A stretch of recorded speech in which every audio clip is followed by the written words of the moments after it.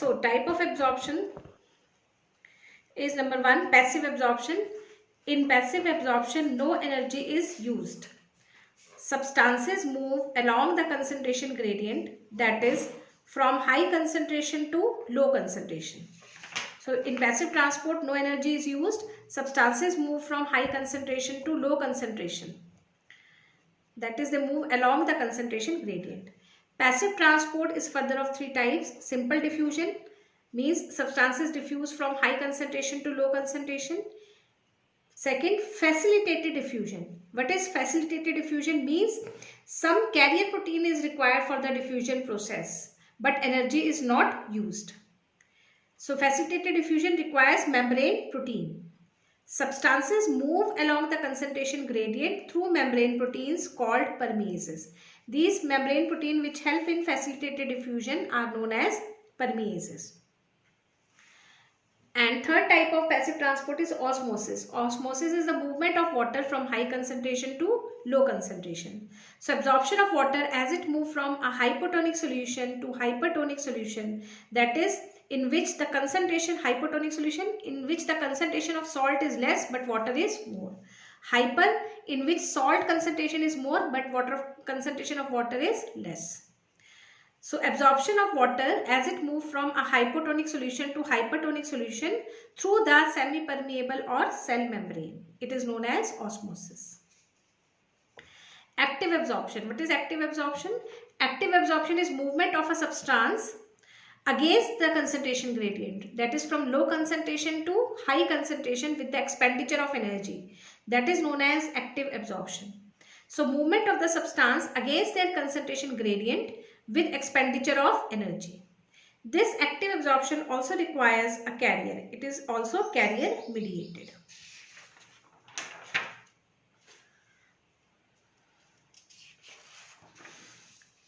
Now we will discuss absorption of carbohydrates.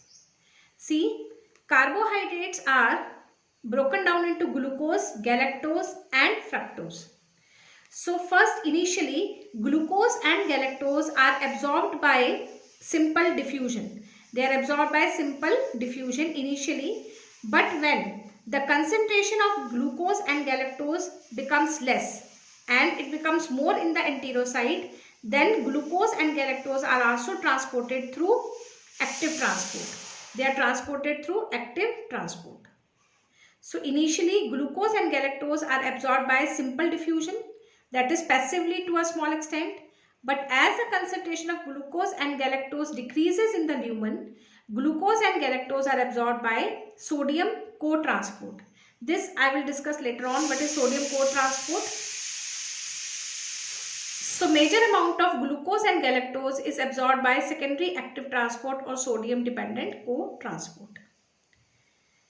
Glucose and galactose will be completely absorbed from the intestine. This is the important point to be noted, that glucose and galactose will be completely absorbed from the intestine. None of them will be left in the intestine.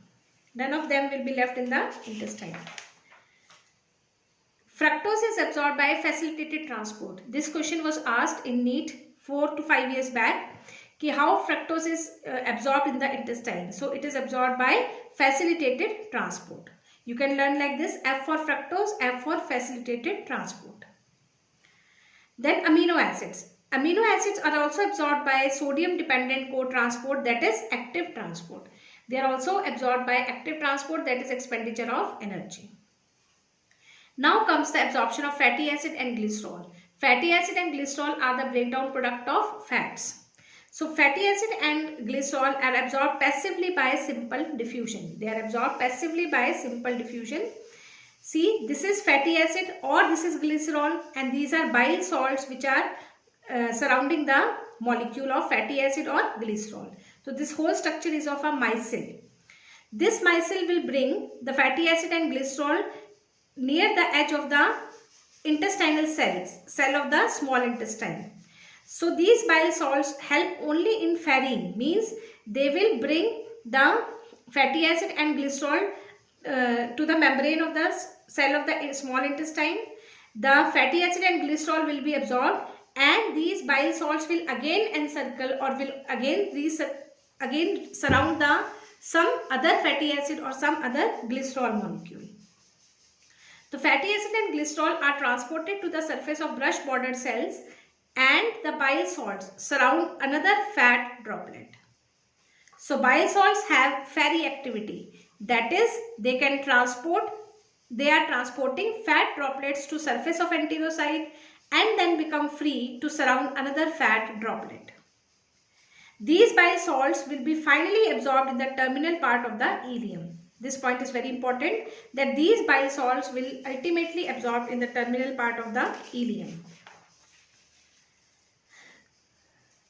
So this is chyle, which is alkaline. It is formed in the lumen of small intestine after fat digestion. The fatty acid and glycerol are absorbed by simple diffusion in the intestinal cell. This is enterocyte, that is cell of small intestine. When fatty acid and glycerol are absorbed, they are again resynthesized into triglyceride. Again a molecule of triglyceride is formed. First the triglyceride was digested in lumen of small intestine. It was broken down into fatty acid and glycerol. Now this fatty acid and glycerol are absorbed by the enterocyte and again a molecule of triglyceride is formed. This triglyceride is enveloped by a protein molecule. This big circle is of a protein. So triglyceride enveloped by the protein molecule is known as chylomicron. This is known as chylomicron.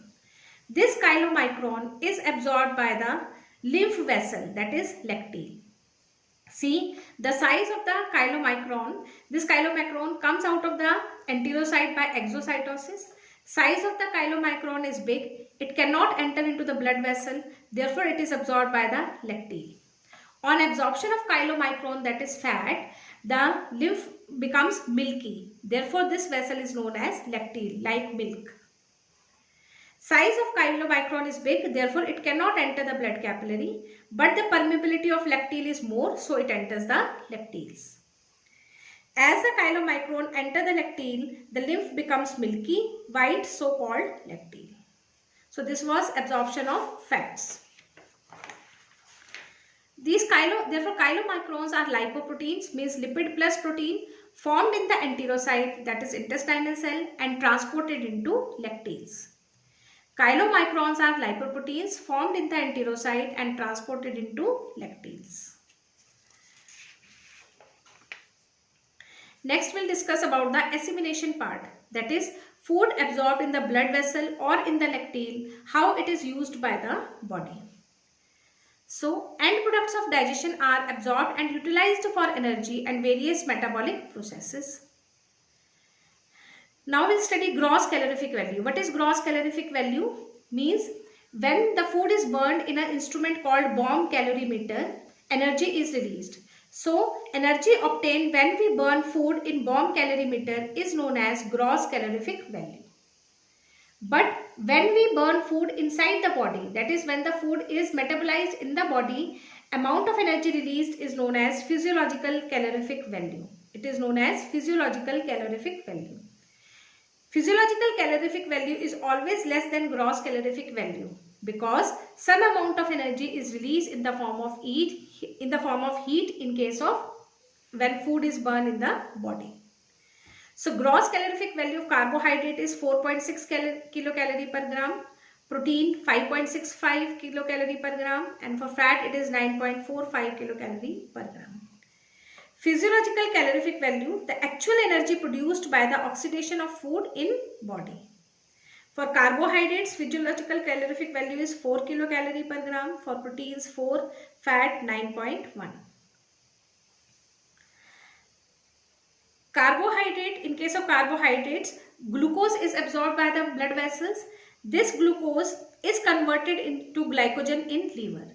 If glucose is in excess, glucose is absorbed by the different cells and it is burned to provide energy. But if glucose is present in large amounts, then this glucose is converted into glycogen, that is a polymer of glucose in liver. The formation of glycogen from glucose is known as glycogenesis. Glyco means glycogenesis. Glycogenesis means formation of new glycogen, which is stored in liver and muscle. This glycogen is stored in liver and muscle. Excess carbohydrates can be converted into fats. First, glucose is absorbed by the cell. If glucose is left, then it is converted to glycogen. After conversion to glycogen, if glucose is left, then that glucose is changed into fat. Galactose is converted into glucose. Galactose is converted into glucose in the liver by the enzyme uridyl transferase. So uridyl transferase is the enzyme which converts galactose into glucose. From where we get galactose? Galactose is the breakdown product of milk sugar, that is lactose. So if the enzyme uridyl transferase is not formed in the body due to some genetic defect, then this galactose gets accumulated in the cells in the body. It will damage the neurons, that is brain cells. It will damage the neurons and it will ultimately cause mental retardation in the patient. So absence of uridyl transferase will ultimately cause mental retardation in the patient. So such patients are advised to take milk-free diet so that galactose is not produced into their body. So if uridyl transferase is not synthesized in the body due to defective gene or genetic disorder, then galactose starts accumulating in the blood and brain, which leads to death or damage of nerve cells, leading to mental retardation. Such patients are advised to take milk-free diet to prevent from the adverse effect of galactose. Next is fructose. Fructose is converted to glucose in liver or in enterocyte, that is intestinal cell.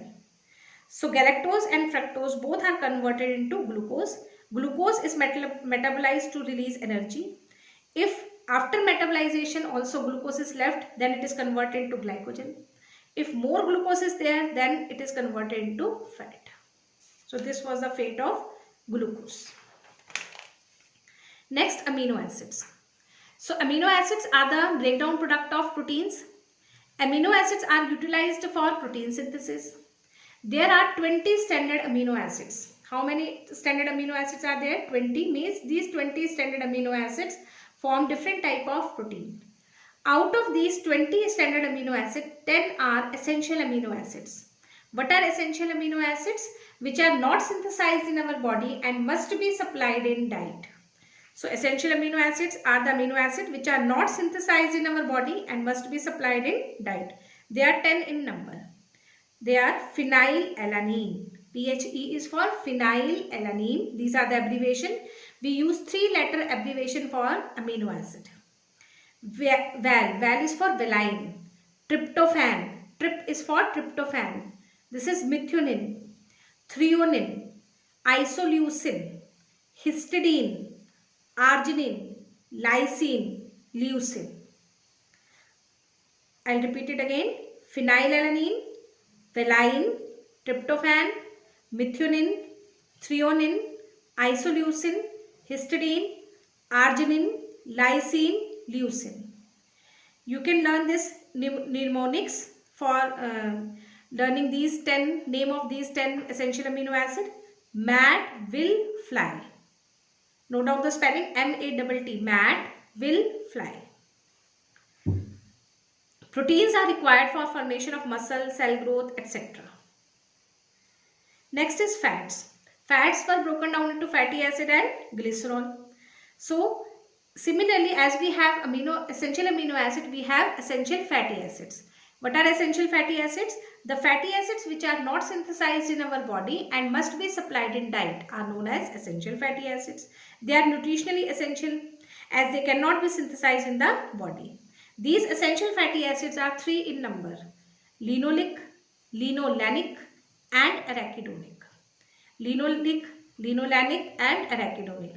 This linoleic and linolenic are made up of 18 carbon atoms, whereas arachidonic is made up of 20 carbon atoms. Absence of essential fatty acids leads to phrenoderma. If essential fatty acids are deficient in the body, then it leads to phrenoderma, that is dry and scaly skin. What is phrenoderma? Dry and scaly skin.